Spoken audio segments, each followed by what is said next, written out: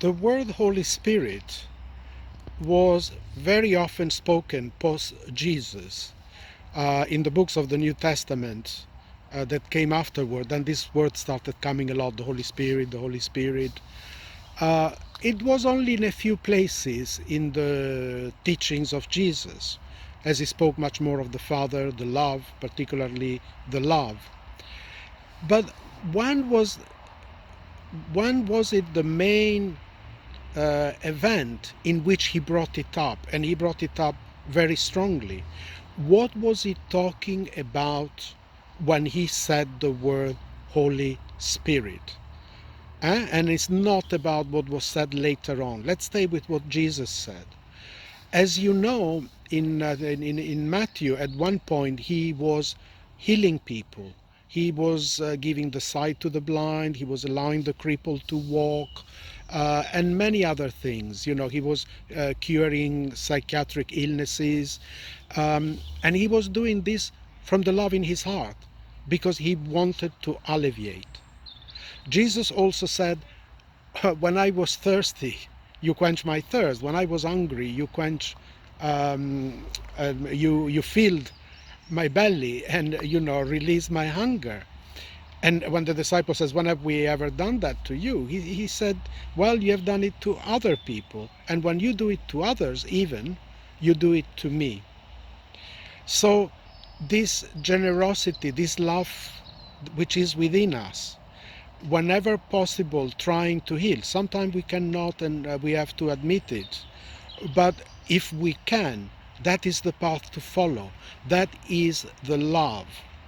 Okay? That love is a tremendous force. And when you have that love, sometimes you can heal somebody. Because you just make them feel better. They just feel loved. They just feel wanted. They just feel somebody cares. And that touches them. And from there comes that force of healing. So when the Pharisees, they started speaking ill of him and saying, no, his healing comes from, from his worship of the devil.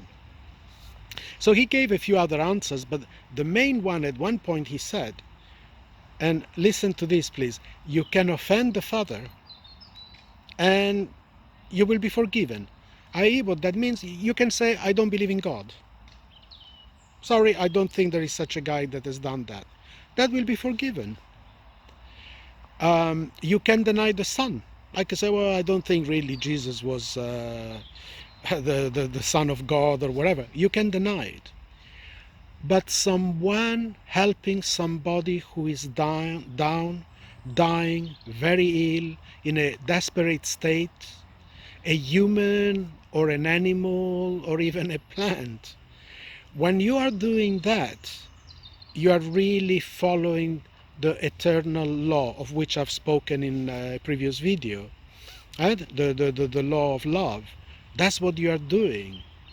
And so when you're rescuing somebody, if somebody puts you down and insults that act of love that you are doing, that will not be forgiven. So that's why I say to people, to Christians, be very careful to say that manifestations of love in actions are useless and they can do nothing for you. Because if you really look at Jesus' teachings for once, you will see that it's quite different what he's saying. And so don't insult the love which is real, the love which is healing, the love that cares, the love that comforts, the giver of life, the love of a mother that gives birth to a child and looks after it. Is this almost motherly feeling that is present in all of nature and in all of us. Don't insult that, because that is the Holy Spirit. And you're also insulting it when you're saying that just jumping up and down and screaming, that is the love of God, that is the Holy Spirit, and actions are of no use, because that's not what Jesus said. Somebody else Somewhere else, somebody else might have said it, but it was not what Jesus says.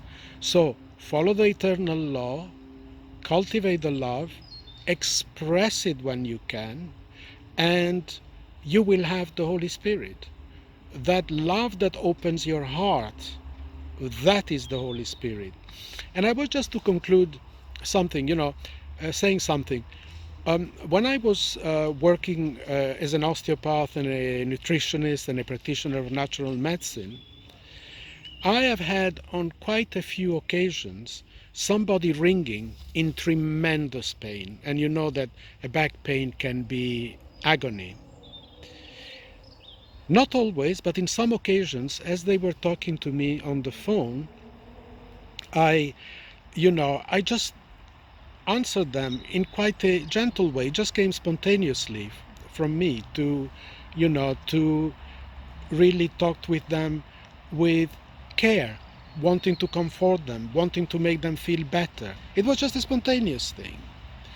And you know what happened a few times? When I saw the people, after a few days, they came into my surgery, and I said, "How are you?" They say, "I'm fine. After we spoke to you, the pain went." Now, I'm not saying this to say that I'm a miracle worker. No, I'm not saying anything like that.